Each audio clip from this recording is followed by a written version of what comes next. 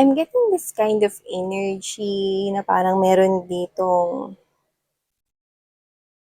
pag-uusap, something to do with pag-uusap right here, pero nakakaramdam ako ng init, so maaaring ito ay isang klase ng mainit na pag-uusap or yung punto na parang hindi na kayo makakapag-usap 'no, sa sobrang init ng energy. Puwedeng galit, puwede rin naman na puot, pagkainis, pagkayamot.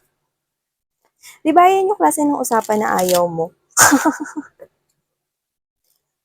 'Di ba? Kaya nga sinasabi minsan 'no, na kapag mainit pa yung ulo, huwag mo na makipag-usap. Yeah. Well, kung sino 'tong nasasagap natin na energy 'no, with the photograph right here, looks like this person here is part of your nakaraan. Okay? Isa na lamang siya ditong parte ng larawang kupas. Okay? I'm seeing that kasi brownish or sepia yung nakita ko sa aking mind. So whatever the case may be, this could be your old person here. Past lover it is.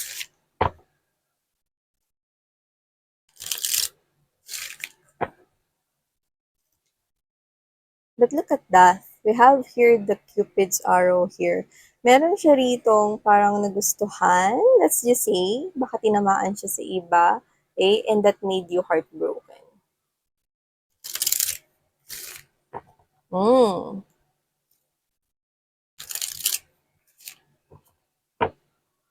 See?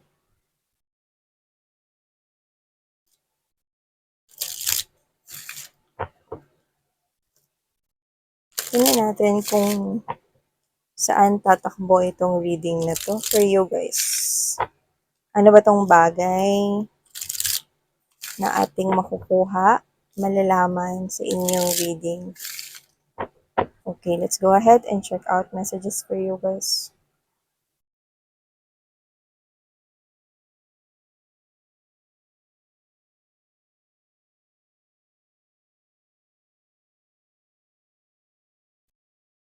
I'm hearing worth it. Okay. So, I think meron dito yung parang sinasabi dito sa reading ninyo, no, na parang kung ano man tong nangyayari na ito or nangyari na ito or mangyayari na ito, eh, worth it ito in the end or meron itong maganda na outcome rito for you guys. That's what I'm sensing.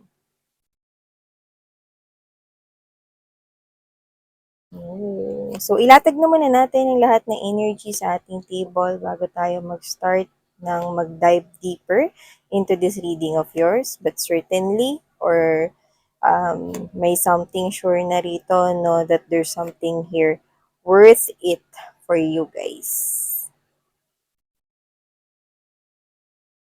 Oh, okay. Hey there mga my loves collective! Thank you so much for always staying here with me in the channel at sa pagpabalik-balik ninyo dito sa channel na to. Maraming maraming salamat no, sa kaibuturan ng aking puso. Lalim. Kaibuturan ng aking puso. Thank you so much everyone. At syempre sa mga new subscribers, hi and hello, my name is Yan. Welcome dito at sana magstay kayo here with us. At sa mga returning subscribers, maraming maraming salamat. You can also bring your other friends here in the channel kasi baka meant to hear din nila ang mga messages dito. Just take only what resonates. Wala tayong gender dito and syempre timeless ito. Okay? So, sa nakikita ko dito, I think there's separation here. Could be breakup, pero masakit yun with lots of sadness right here. Definitely, nagkaroon rito ng parang nahirapan no, na makapag-move on. Kasi kalaban is yung lungkot. Yeah, you're thinking about this person right here. You're wanting this person right here to go back into your arms. Yeah, that's what I'm sensing. And whatever the case may be, there's definitely separation and the backstab. With the axe in there, there's definitely right here na ang naging dahilan or ang naging sanhi no ng pagkakaroon ng separation or pagkaputol, break up ninyo nitong person na ito has something to do with loss passion and desire. So there could be literally, definitely, third party, someone else na umentor sa situation na to. And strongly, kung sino man yung ex mo na yan, meron siyang kakonect, no, in the past na posibleng kakonect niya pa rin ngayon, which is strongly, nakukuha natin sa reading na to. At kung sino yung kakonect niya, kakarmic niya yon. That's a karmic partner. That's a karmic relationship. Kung sino yung kasama niya ngayon na third party, no, kakarmic niya ito. Oh. Itong relationship na ito ninyong dalawa, no, na natapos dito, no, ang maganda rito, because of this relationship, nakita ko na marami kang natutunan. Oo, medyo natagalan ka rito mag-move forward, pero nagagawa mo. Kasi tinutulungan mo yung sarili mo rito, no. Oo, naging matagal, no, yung iba kamakailan lang nakapag-heal, nakapaghilom, move on from this past person right here. Pero it's okay, wala naman tayo ditong time at wala naman tayo ditong kailangang ipagmadali, okay? Basta maramdaman mo yung okay ka na, no, at bumabalik na yung dating ikaw na sigla mo, no, tapos meron na rito mga pagbabago, which is I do feel like positive changes na nakikita mo na, that is really, really a good sign for you guys kasi you're on the right track, you're on the right path. Yeah, marami ka rito na, tsaka you know what, whoever this individual is, ikaw yung nakikita ko na nag-a-adjust noon, okay? Alam mo yung, parang example, no? Sasakay ka ng jeep, mga bibs, no? Ikaw to na naunang makaupo. O sabihin na natin isang pasahero na lang yung kailangan, no? Pero wala na talagang space for that isang pasahero. Pero sabi ni Manong, oh, sa kaliwa, sa kaliwa, sa kaliwa, no? Tapos ikaw, mga bibs, no? Ang ginawa mo for that person na sumakay ng jeep, no? Example lang to, no? Para makaupo siya, ikaw yung lumabas. Ikaw yung, tag nito, nag-forward, tas siya ngayon yung pumalit doon sa pwesto mo, no? Tapos ikaw ngayon yung upong kalahati lang, no, ng puwet mo yung nakakaupo. Baka nga wala pa, no? So, whatever the case may be, ikaw yung nag-a-adjust. Gano'n, no? Example yung mga babes, no? So, ikaw yung nag-a-adjust sa inyong relationship in the past. So, your ibig sabihin, no? Ikaw yung parang, sige, para hindi tayo mag-away, papalampasin ko na lang to. Sige, basta next time wag mo nang uulitin. Ganun ka sa kanya, no?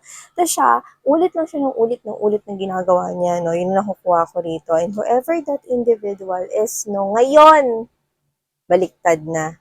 Kung sino yung kakonek niya na karmic partner niya ngayon, mga babes, no?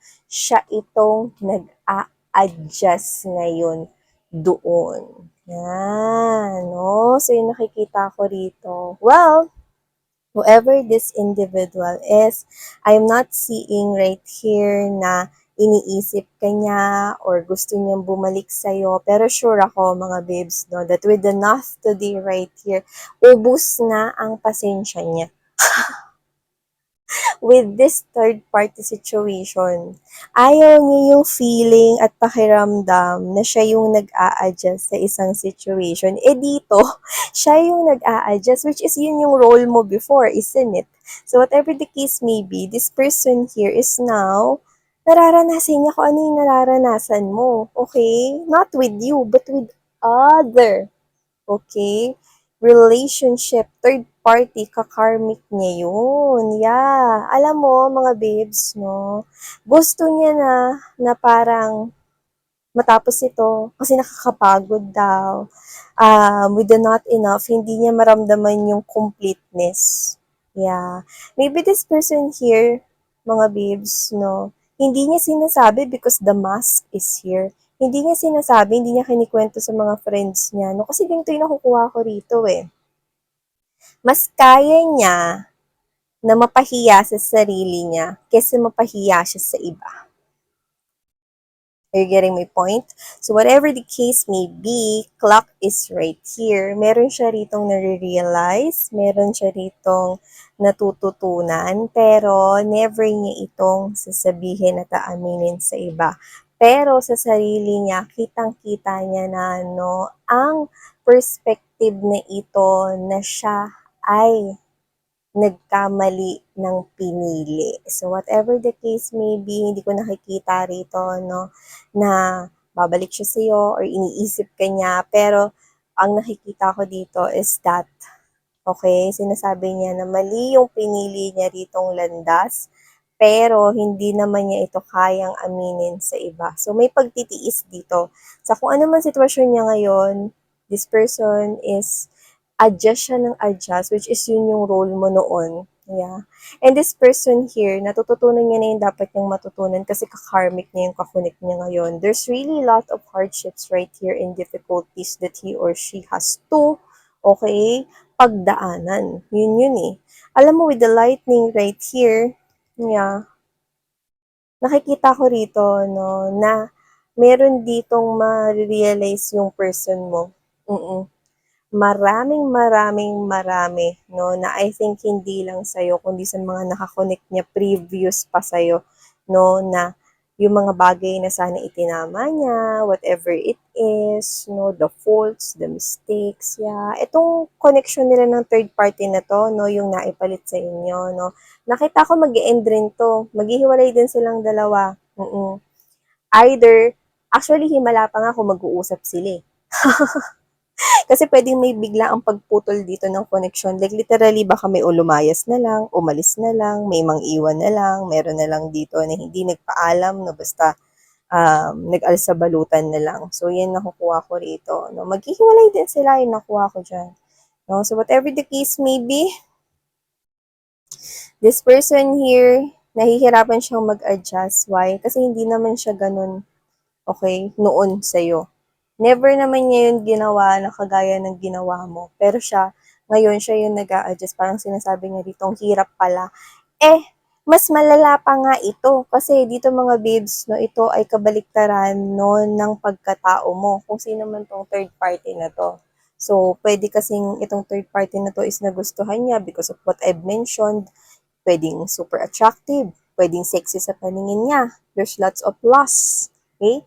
Desire and passion. Okay? So, wala naman talagang nabuong love dun. So, whatever the case may be, this person here, I'm picking up, no, lumipas na yung oras at panahon, nakita niya na yung true colors nitong person na to, no, hindi pala siya kontento dun, no, parang hindi pala siya magiging kumpleto with that person. Kasi you're with not enough, no, alam niya na may missing piece dito eh. Alam niya na nagsisinungaling siya sa sarili niya, no? Pero mas gusto niya na yun kaysa makahiya siya sa iba. Kaya ito siya, no, tinitiis niya na lang, no, na manatili sa tabi nitong third party kasi wala naman siyang choice, parang ganon, no. But with the lightning right here, gising na rin siya kahit hindi siya nakapagkape. Gising na siya sa katotohanan dito, no, na mali siya. Yan, no? Namali siya ng pagpili niya, no? In the past. Yan. So, nakikita ko ang pagtitiis. Okay? Dito sa kanyang, alam mo, hindi mo naman talaga malalaman kung tama o mali yung napili mo eh. Hanggat hindi oras ang lumilipas at, okay, naglalaon. Kasi, alam mo yon, no? 'Di ba makikilala mo ang tunay na ugali ng isang tao pag siya ay nakakasama mo na? Siyempre sa umpisa, eh, hindi sapat na, uy, ang ganda niya, hindi sapat na, uy, ang gwapo niya. Ano ba siya bilang siya? Ano ba yung pagkatao niya bilang siya? Isa ba siyang mabuting tao? Isa ba siyang may initin ng ulo? Isa ba siyang klase ng individual? Anong klase siya pagdating sa, okay, pakikisama sa'yo, sa ibang tao? Lahat-lahat na, 'di ba? Hindi mo naman yan malalaman at makikita ng 1 week lang, 2 weeks lang, 3 days lang. Yan. Okay? Kaya nga, 'di ba? Kapag ka tayo ay magmamahal, hindi lamang gagamitin ang isang area. At maaring dito ang nangyari is yung paningin ang ginamit, no? Pwede rin naman na bibig, pandinig, lahat ng external, okay? What about the internal? It's so important that you feel that connection and love, okay? Kaya nga meron kang gift, no? All of us, meron tayong inner gift right here para ma-sense natin, 'di ba? Kaya wag niyong babaliwalain yung parang first impression ko dyan, parang ganito siya. Hindi that binabaliwala yun kasi ibig sabihin nun happy. Kaya mo yun naramdaman because there's that sign that it can be true. For you to be able to find out, kailangan mo siyang kilalanin dito. Yan. Naging mabilis din kasi no, with the lightning right here, no, ang pagkakaroon ng attraction with this person. Now, paulit-ulit na lang, partially itong sirang plaka sila, no? Nag-aaway sila dito, nakakasawa na tong ganitong klase ng relationship. Parang meron silang pinagtatakpan sa harap ng ibang tao, pero pag silang dalawa na lang rito, bangayan. Oo, nakikita ko, meron din silang moment na sweet-sweetan sila. Pero mas marami yung moment na may sigalot. May sigalot dito, sigalot doon, no? At ang mga kapitbahay, lumalaki ang mga tenga, yan, no? Mga chismoso-chismosa, nakikinig sa mga pag-aaway, yan. So, whatever the case may be, this is what happening here sa inyong past person na ito. So, thank you so much, Collective. Sarang Sarangaya Love and Life. Annyeong!